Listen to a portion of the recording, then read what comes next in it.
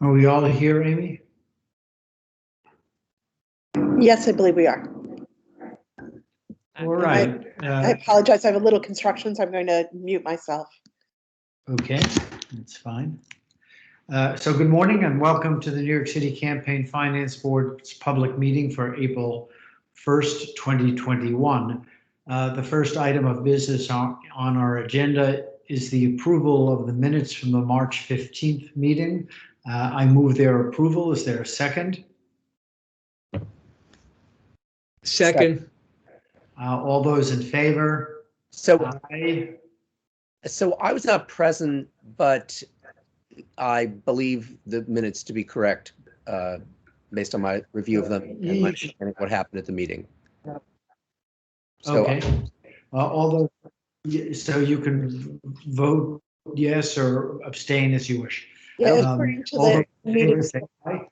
according to the open meetings law, a board member, as long as they're provided with the draft of the minutes, can vote on the minutes of a meeting, even if they were not present. Good. Okay. All those in favor? Aye. Aye. Any other ayes? Aye. Okay. Thank you. Aye. Opposed, abstentions, the motion carries. The next item on our agenda is my report. So on today's agenda, the board will consider alleged violations by candidates in the 2017 elections. We hold appearances for those candidates before voting on penalties. The board will also be voting to ratify public matching funds payments in the recently completed special elections for council districts 11 and 15 in the Bronx. A brief update on the 2021 elections. The CFB received campaign finance disclosures from the candidates on March 15th. The next opportunity for candidates to receive matching funds will be on April 15th.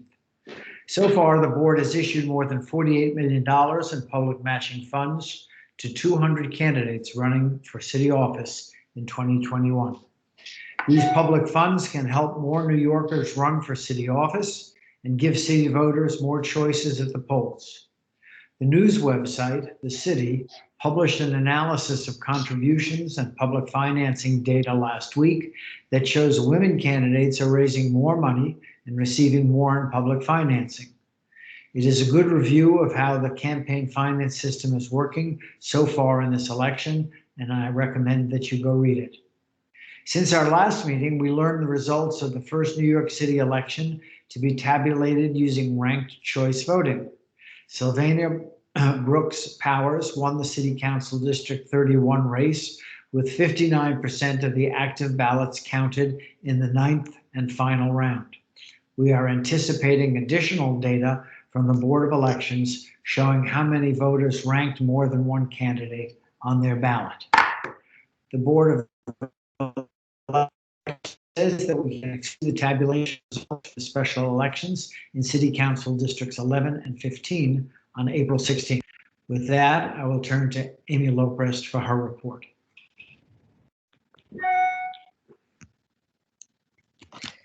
Thank you, Chair Schaefer.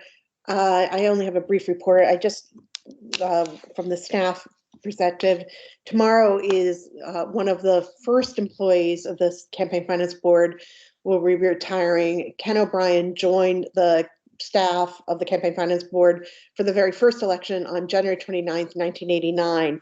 He has been the director of our systems administration unit for many years and has seen great advancements in the technological information that we provide to candidates, including going from a paper-based disclosure system to then a CD-based disclosure system to now a web-based disclosure system, the development of and many enhancements of the Campaign Finance Board's website, and also many enhancements of our internal database systems and the information that we provide and how we provide that information to candidates. So I want to thank Ken O'Brien for his many, many years of dedicated service to the Campaign Finance Board and wish him well in his retirement. Thank you very much. We have potentially two candidates who are scheduled to appear today, although I'm not sure we're going to have both. But the first of those candidates is Cordell Clear. I think I see you on the screen, yes. And let me just go over the procedure with you. I'm going to ask Joseph Gallagher of the CFB staff to briefly state what the issue is. Then you'll be given an opportunity to make whatever statement you wish to make. There may be some response from Mr. Gallagher. There may be a few questions from the board. When the back and forth has ended, and after the next candidate, if he appears, is also heard, we will go into deliberations. We'll come back after deliberations and announce our result. So that's how we proceed. Mr. Gallagher, why don't you begin by teeing up the issues for us? Thank you. Good morning, Chair Schaefer, members of the board, Executive Director Loprest, and Ms. Clear and Ms. Bradley. I am Joseph Gallagher, Senior Associate Counsel for the Campaign Finance Board.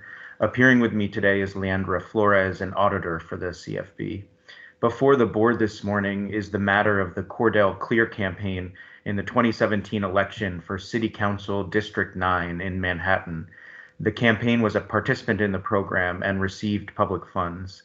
CFB staff recommends that the board find the campaign committed the following 3 violations of the Acton board rules: filing a late disclosure statement, failing to report and late reporting of transactions in daily pre-election disclosure statements, and filing a late response to the initial documentation request and the draft audit report. CFB staff also recommends a payment of public funds to the campaign, less any penalties assessed by the board. The campaign contests the violations and penalties. Thank you very much. The floor is now yours, Ms. Clear. So thank you. Good morning, all. The campaign did have a late disclosure filing. We had a series of things that happened in our campaign, including a treasurer who was unable to continue with her duties fully. At a point during the period that I was supposed to file, well, during the time I was running and while I was filing, I was caring for my terminally ill mother. I didn't expect her to pass away when she did, but she did pass away. And it was a very difficult thing for me to respond to the filing, but I stayed in touch with the board. We did respond, and the campaign is just asking that we take into consideration all the challenges that we had. And I was dealing with volunteer staff. It was a grassroots campaign. We didn't have paid staff or anything like that, and everything was being done by myself and the good people who tried to do what they could do for the campaign. As far as the failure to file daily, we and in other notices, I guess, I'm not sure if I saw it in this one, but we had been trying to answer that by showing that the vendor that we got the products from, we were putting them in when we got the invoices. At the end of the campaign, it was a very short run, but we were doing a lot for the GOTV, and our stuff was coming in. We made orders all at once, but we were getting it piecemeal, and we got all the invoices at one time. So it was very difficult for us to do it daily, to put in those invoices daily. And that's the long and short of it. That the campaign really tried to comply.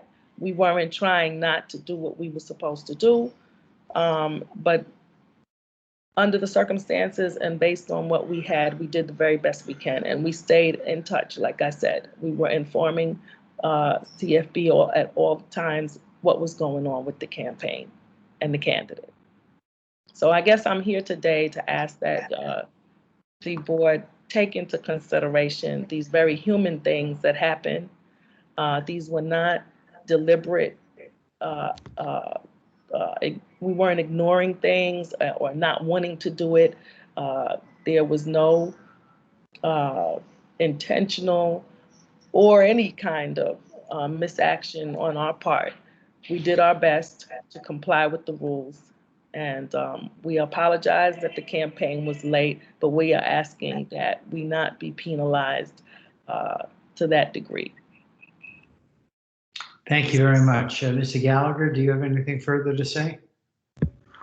No, Ms. Clear is correct. They did report some of those expenditures late, and then in their response to, they mentioned that the threshold, the aggregated expenditures, I think it said wasn't quite clear to them how that worked, but some were reported late and then some were not reported. Ms. Clear, did you want to address the third point about the late response to the initial documentation request and draft audit report? Yeah, I think that was during the time that there were a series of things that happened, one of them being the passing of my mother and the business that was related to her passing in terms of settling her estate and other things that I had to get done, which just was a whole lot for me coming out of a campaign and mind you, coming out of trying to finish off another campaign that was just before it was very overwhelming for me to get it all done in a timely fashion. Okay. I apologize for that, but we really did. I had wonderful people. We really did the very best that we could at the time with what we had. Okay, well, thank you very much. Are there any further questions from other members of the board? If not, then I think I want to thank you for your appearance. Thank you, Mr. Gallagher, for your assistance. Do we have another candidate appearing, Amy?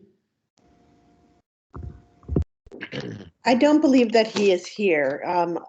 Let me ask Ms. Persky, our Deputy General Counsel, if she believes that he is here.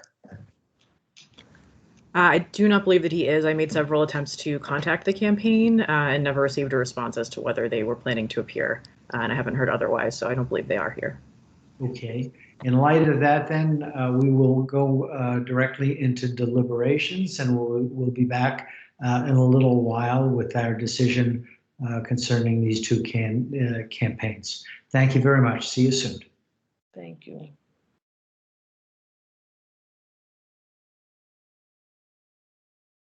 Do we stay So on? it's clear, you don't have to wait if you don't want to. Oh, I'm sorry, I wasn't sure if that was not clear. The board is going to deliberate and then they'll vote on the penalties. But if you don't want to wait, Mr. Gallagher will call you right after, or you're welcome to wait. So I think it's just not 100% clear what's happening now. Okay. okay. So So Yeah, it shouldn't be too long, but I'm happy to give you a call wait. after. If it's not too long, I could wait. it shouldn't be, because there's only your campaign and one other campaign for them to discuss, so it shouldn't be very long. Okay, then I'll wait. Thank you. Right. Thanks for the clarification. Everybody just started disappearing. You're welcome to go off camera and mute if you And do something. Okay. right. Thank you.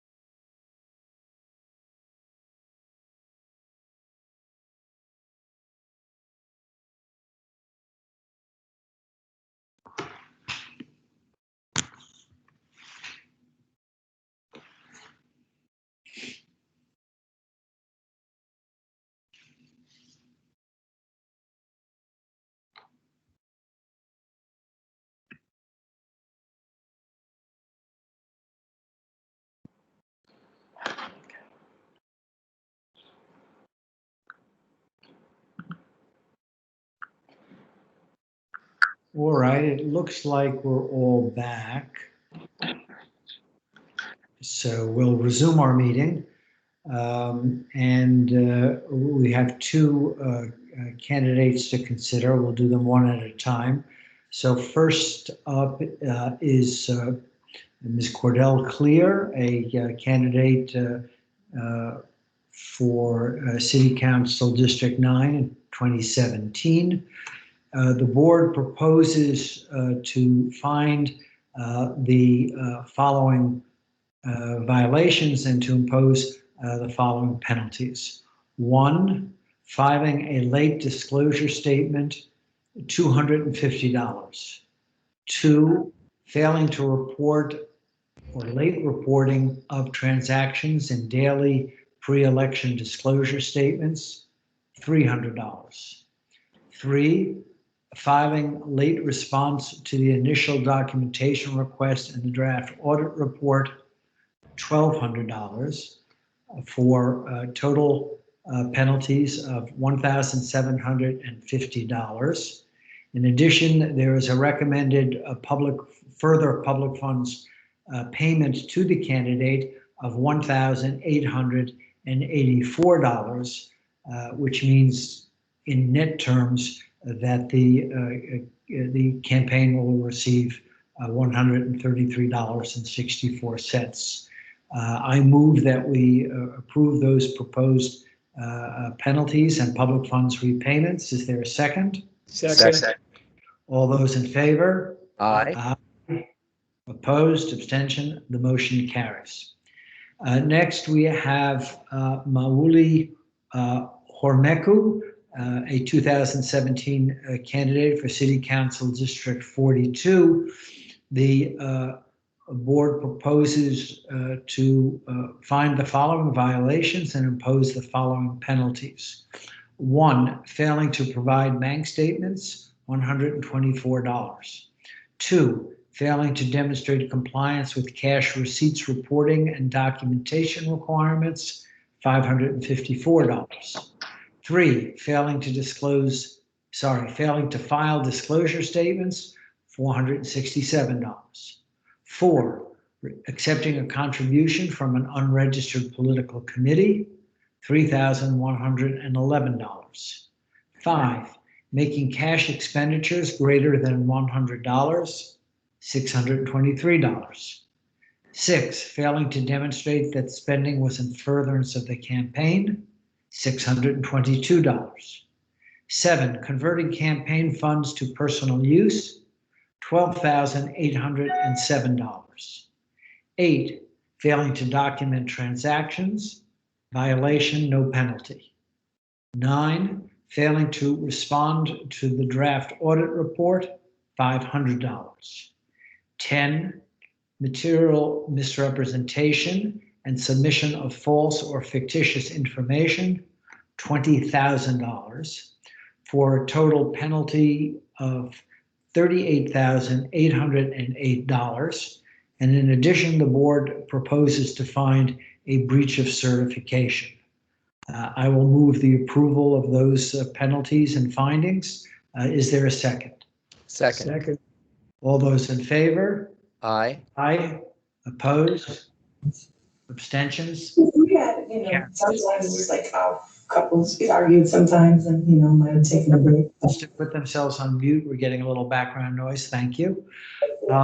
I believe, hold on, let me just get back to the agenda. Am I correct that concludes our business? No, we've got one more thing. Hold on, let me just get back to the agenda. It's the ratification of payments. Yes. So we have the one is a ratification of an approval of payments that the chair made for the special election in City Council Districts 11 and 15. This payment was issued on March 18th, and the staff is asking the board to ratify Chair Schaefer's approval. The payments were as follows: Eric Dinowitz, $7,173.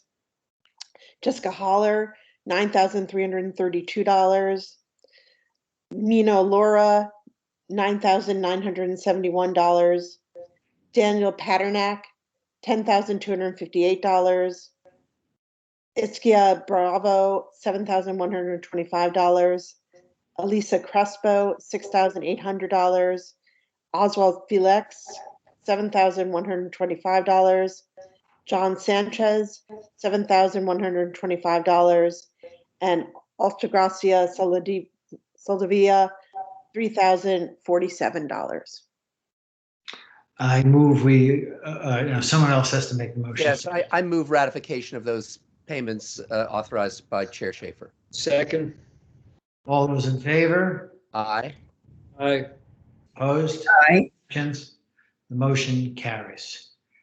With that, I will move that we go into executive session. And since we have no formal business to enact an executive session, we adjourn from executive session. Is there a second to that motion? Second. All those in favor? Aye. Aye. Opposed? Abstentions? The motion carries. Thank you very much. Our work is finished for today, and we'll now go into executive session and then adjourn. Thank you. Thank you.